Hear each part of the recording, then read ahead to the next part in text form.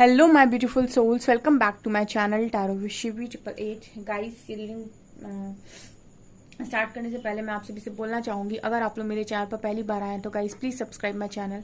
Guys, एक general reading है तो हो सकता है सभी के साथ रेजोनेट हो सकता है ना हो, तो आप इस रीडिंग को पॉजिटिव वे में लीजिएगा। जितना आपसे रेजोनेट हो उसे रखिए, बाकी को इग्नोर कीजिए। और गाइस, एक टाइमलेस रीडिंग भी है, जब भी आप इस रीडिंग तक पहुंचेंगे तब आपसे रेजोनेट करेगी। और ये रीडिंग सभी ज़ोडिक साइन के लिए भी है, तो आपका जो भी ज़ोडिक साइन हो ये रीडिंग भी आपसे मैच जरूर करेगी। गाइस, ये reading married, unmarried, male female कोई भी देख सकता है, जेंडर स्पेसिफिक बिल्कुल भी नहीं है। स्टार्ट करेंगे गाइस आपकी रीडिंग को। देखने की कोशिश करते हैं कि कौन ऐसा इंसान है आपके पर्सन की लाइफ में जो आपके पार्टनर को आपके खिलाफ मैनिपुलेट करता है। Let's see. देखिए, हम ये भी देखेंगे कि ऐसा कोई है भी या नहीं। ठीक है, ऐसा भी हो सकता है कि हमारे मन का कोई भ्रम हो। तो एंजल से रिक्वेस्ट है कि हरियाणा से मेरी रिक्वेस्ट है कि सटीक आंसर दें। अगर ऐसा कोई है जो मेरे व्यूअर्स के पार्टनर्स को मेरे व्यूअर्स के खिलाफ मैनिपुलेट करता है तो कार्ड्स वैसे दीजिएगा, अदरवाइज आंसर नो में दीजिएगा कि ऐसा कोई नहीं है। Please guide me.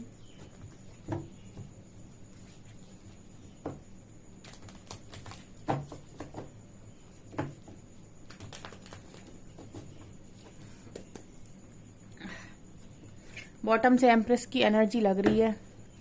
Please guide कीजिए एंजल्स, ऐसा कोई है क्या मेरे व्यूअर्स के पार्टनर्स की लाइफ में जो मेरे व्यूअर्स के खिलाफ मेरे व्यूअर्स के पार्टनर्स को मैनिपुलेट करता है, उनकी कनेक्शन में विष घोलने का काम करता है। Please guide me.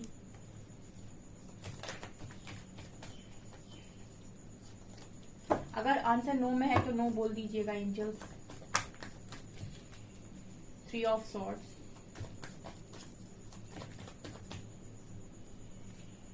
4 of pentacles,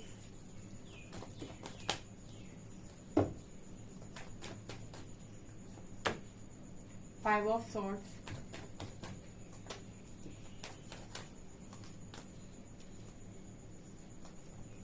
emperor,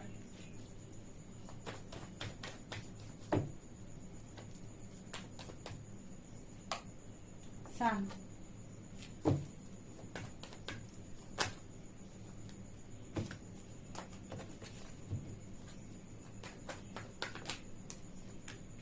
Eight of Cups, 10 of Pentacles,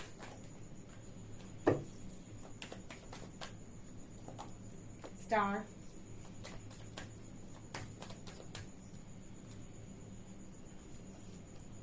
Knight of Pentacles,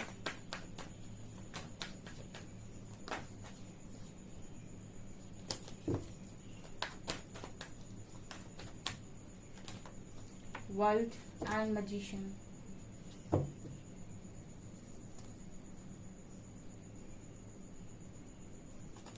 Two more cards, angels.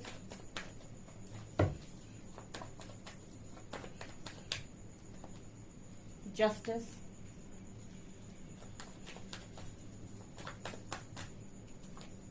Temperance.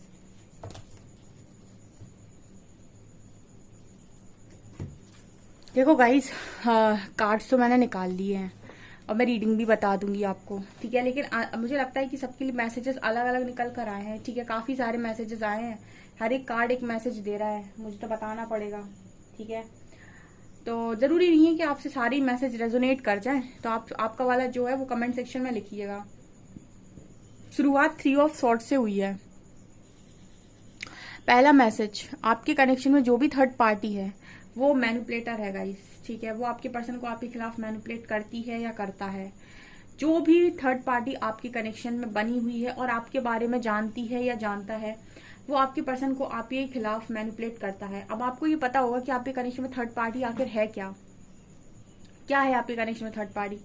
आपके पर्सन का खुद का सब कुछ, या फिर पेरेंट्स, फैमिलीज, ठीक है, या फिर कोई और अदर पर्सन, जो भी है। बट पहला ही मैसेज 3 ऑफ सॉर्ड्स का आया है। कुछ लोगों के केस में मदर इशू है बहुत स्ट्रांग।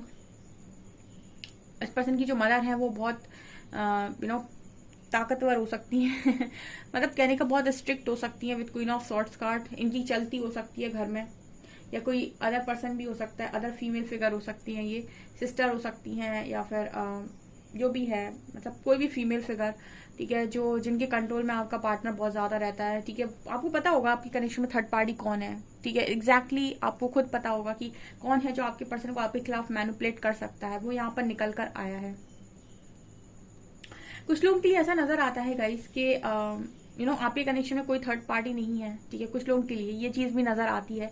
मैंने आपको पहले ही बोला था कि सबके लिए अलग मैसेजेस निकल कर आए हैं, तो जो आपके लिए है उसी को लीजिएगा, बाकी को आप छोड़ दीजिएगा। देखिए यहाँ पर कुछ लोगों के लिए ये है कि आपके पर्सन का ही खुद का एक वो होता है ना कि पोजेसिव है चीजों को लेकर, तो वही थर्ड पार्टी है। कहने का मतलब है कि अपनी चीजों को लेकर बहुत ज्यादा पोजेसिव होना, ठीक है, ये मेरा है, इसे मैं खो नहीं सकता, ये मुझे कहीं से छूट ना जाए। तो ऐसे इंसान जो होते हैं ना, ये क्या करते हैं, हमेशा पल्ले पे दो चीजों को रख देते हैं, ठीक है, और एक तरफ सारा समेट लेते हैं और दूसरी तरफ को छोड़ देते हैं।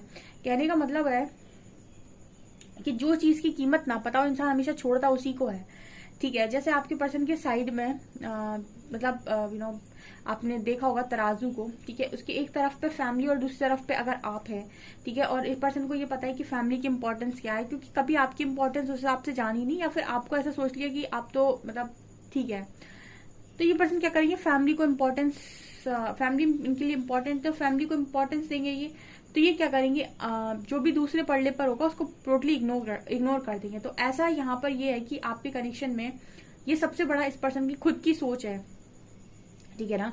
सवाल ये आता है कि अगर कोई इंसान है जो आपसे बहुत ज्यादा प्यार करता है तो वो आपको सेक्रीफाइस नहीं करता है फिर वो, ठीक है ना। अगर वास्तव में कोई इंसान आपको अपनी लाइफ के अंदर रखना चाहता है तो वो आपको सेक्रीफाइस नहीं करता है, वो चीजों को बैलेंस करता है, ठीक है। अगर कनेक्शन में फैमिली आ रही है, कोई और इशू आ रहा है, तो वो इस इशू पर काम करता है, वो फैमिली को कन्विंस करता है या करती है, वो प्रयास करता है जिससे आपका कनेक्शन बचे, लेकिन कनेक्शन को छोड़ने की और भागने की जैसी बात है वो कभी नहीं करता, ठीक है।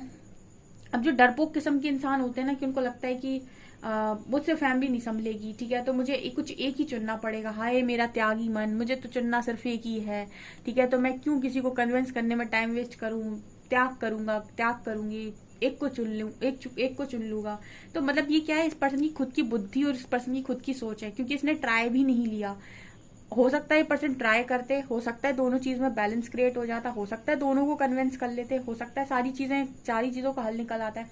बहुत सारे ऐसे लोग होते हैं जो मैरिज करना चाहते हैं, लव मैरिजेस करना चाहते हैं, और फैमिलीज अगेंस्ट में होती हैं, बहुत मेहनत करते हैं, 1.5-2 साल मेहनत करते हैं, लगातार मनाते हैं, लेकिन बाद में एंड में उनकी मेहनत का रिजल्ट आता है और फैमिलीज कन्विंस होती हैं, लेकिन वो लोग हार नहीं मानते, ठीक है। वो ऐसा नहीं करते कि उन्होंने कॉम्प्रोमाइज कर लिया, ठीक है, वो एंड तक लड़ते हैं, ठीक है, स्टैंड लेते हैं।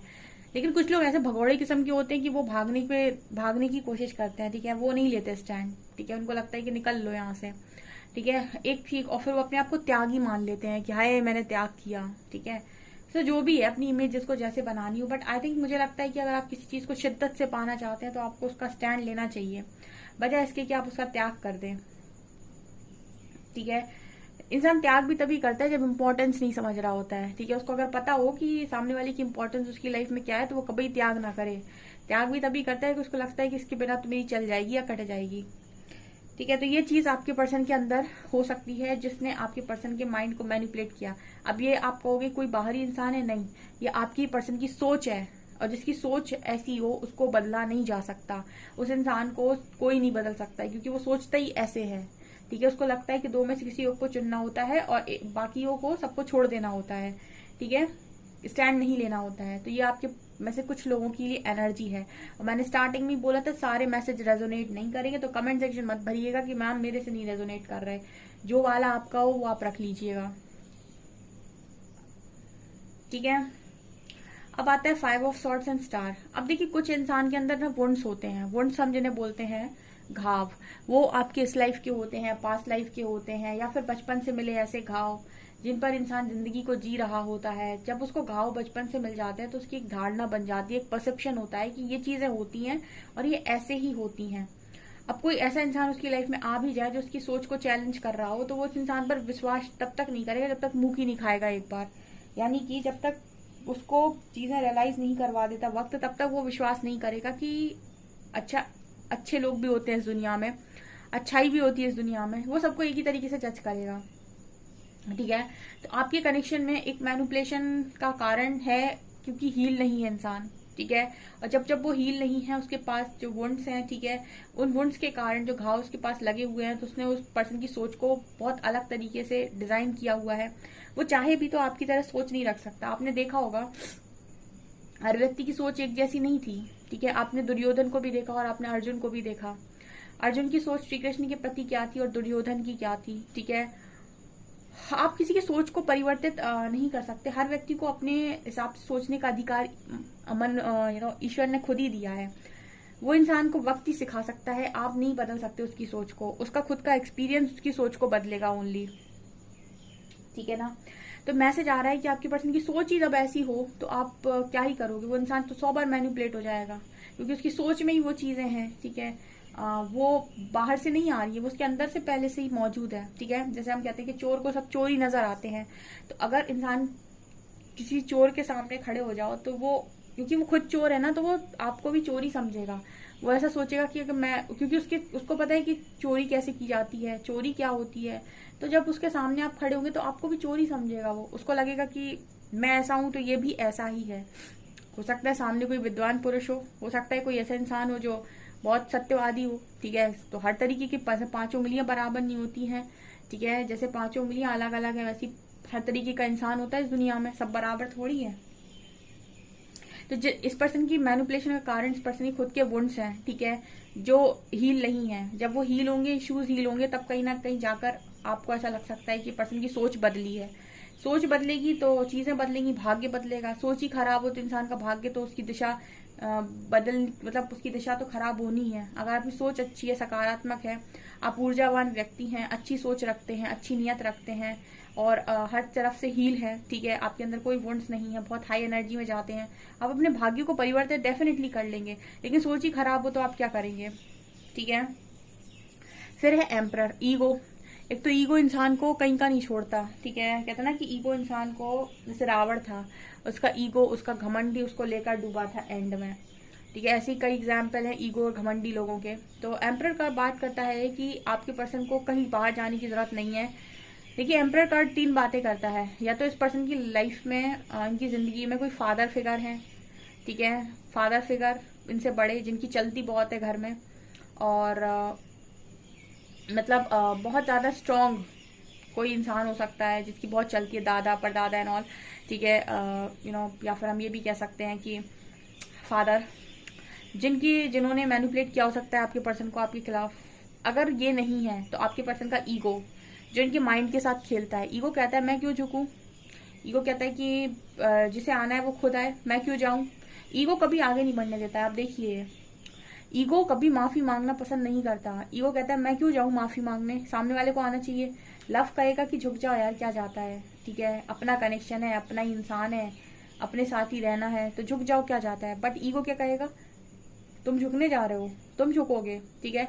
आपके पर्सन को मैनिपुलेशन की बाहर से जरूरत ही नहीं पड़ेगी। अगर उस पर्सन के अंदर ईगो है, घमंड है, तो उसको कोई जरूरत नहीं कि बाहर से आकर उसे कोई मैनिपुलेट करे, कनेक्शन के खिलाफ भड़काए ना। उसका खुद का ईगो ये काम करेगा, उसका खुद का ईगो से भड़काएगा, उसका खुद का ईगो से मैनिपुलेट करेगा बहुत अच्छे से, और उसको कभी एक्शन नहीं लेने देगा। ईगो कभी एक्शन नहीं लेने देगा। ईगो हमेशा ऐसे ही रोक के रखेगा। इंसान का दिल कहेगा ले ले यार एक्शन, ठीक है, अपनी खुशियों की तरफ जा, चुन ले उस इंसान को जिसे तू पाना चाहता है। लेकिन ईगो क्या कहेगा, मैं क्यों जाऊं। तो तैयार है इंसान, लेकिन चल नहीं रहा है। ये ईगो नहीं बढ़ने देगा आपको, ईगो कभी नहीं बढ़ने देगा आपको, कनेक्शन ठीक नहीं करने देता ईगो। ईगो हमेशा मांग करता है, आओ माफी मांगो, चरण छुओ, झुको मेरे सामने, मानो कि मैं महान हूं। ये ईगो के लक्षण है। प्यार क्या कहता है, वो इंसान मेरा है, हम दोनों को साथ में रहना है, जितना मैं मेरे लिए इम्पोर्टेंट हूँ उतना वो मेरे लिए इम्पोर्टेंट है। झुक जाते हैं, क्या जाता है। ये प्यार की भाषा होती है, और ईगो की भाषा होती है कि उसको आने दो, ठीक है। ये होता है ईगो।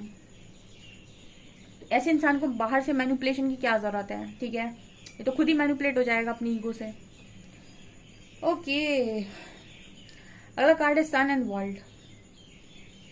अब देखिए, यहाँ पर जब कर्मा भी आता है तो फिर क्या ही करेगा इंसान। ये तो लेसन बन गए इतने सारे, ठीक है, ये जो मैंने अभी तक आपको बताया, ये तो सारे लेसन बन गए, ठीक है। बाकी जो मेन कारण है, यही तो सारे सीखने हैं। जो इतने सारे मैंने आपको बता दिए, इतने सारे लेसन जो बन गए हैं, यही तो सीखने हैं। तभी तो कनेक्शन में यूनियन नहीं हो रहा है, ठीक है। बाकी जो मेन कारण होता है वो है वर्ल्ड, यूनिवर्स, यानी कि कर्मा। जो दिया था वो लौटा है, ठीक है। तो उसके साथ आपको डील तो करनी पड़ेगी, यानी कि आपको जो तकलीफ हुई है उसका कारण कर्मा है। आपके कनेक्शन में जो मैनिपुलेशन हुआ है, जो भी आपको तकलीफ हुई है, आपको या आपके पर्सन को, इसीलिए हुई है क्योंकि आप दोनों कर्मा था, कार्मिक लेसन्स थे जो आपको लर्न करने थे। ये सारे कार्मिक लेसन्स हैं, ठीक है ना। तो इसका एक कारण ये है। और अगला कारण है जस्टिस एंड टेम्परेंस, यानी कि बैलेंस क्रिएट करना नहीं आता है। और वही कर्मा की एनर्जी फिर से आई है। जस्टिस फिर से कर्मा की बात करता है, बैलेंस की बात करता है, और टेम्परेंस भी बैलेंस की बात करता है कि कुछ अधूरा है यहाँ, जो बैलेंस होना काफी जरूरी है। यानी एक पलड़े पर बहुत कुछ रखा हुआ था जिस पर दूसरे का रखना काफी ज्यादा इंपॉर्टेंट था। यानी ऐसा हो सकता है कि आप इस पर्सन को लेसन्स सिखाने के लिए आए हो, या ये पर्सन आपको लेसन सिखाने के लिए आए हैं। तो यहाँ पर जस्टिस इम्पोर्टेंट, मतलब एक जस्टिस चल रहा है, ठीक है। तो जो भी इस पर्सन ने आपको दिया है, या फिर आप दोनों कनेक्शन में अगर किसी ने मैनिपुलेशन किया भी है, ठीक है, तो वो कर्मा के कारण किया है। आपका कोई कर्म बन रहा था यहाँ पे, कोई आपका स्ट्रॉन्ग कर्मा या कर्म बंधन से आप बंधे हुए थे, जो होना जरूरी था क्योंकि आपको कर्मा बैलेंस करना था यहाँ पे, ठीक है। आपने पास्ट लाइफ में किया हो सकता है, या फिर आपने उस इंसान के साथ किया हो सकता है जिसके साथ भी जिसने भी आपके पर्सन को मैनिपुलेट किया है। जैसे मैंने यहाँ पर बहुत सारी चीजें बताई हैं, तो जो भी मैनिपुलेशन का कारण बना है, कहीं ना कहीं वो एक्चुअल कारण आपके कर्मा ही है, ठीक है, जो यहाँ पर आए हैं। और इन्हीं चीजों से आपको चीजों को सीखना है, लर्न करना है, कार्मिक लेसन्स को लर्न करना है, इन साइकिल्स को ब्रेक करने के लिए, ठीक है। तो ये चीजें नजर आ रही हैं और ये समझ में आ रहा है कि यही सारी चीजें हैं जो आपके पर्सन को मैनिपुलेट करती हैं। ओके, सो गाइज, ये आपकी रीडिंग। आई होप आपको रीडिंग पसंद आई हो। रीडिंग पसंद आई है तो गाइज प्लीज वीडियो को लाइक करें, चैनल पर पहली बार सब्सक्राइब जरूर करें। Thank you guys.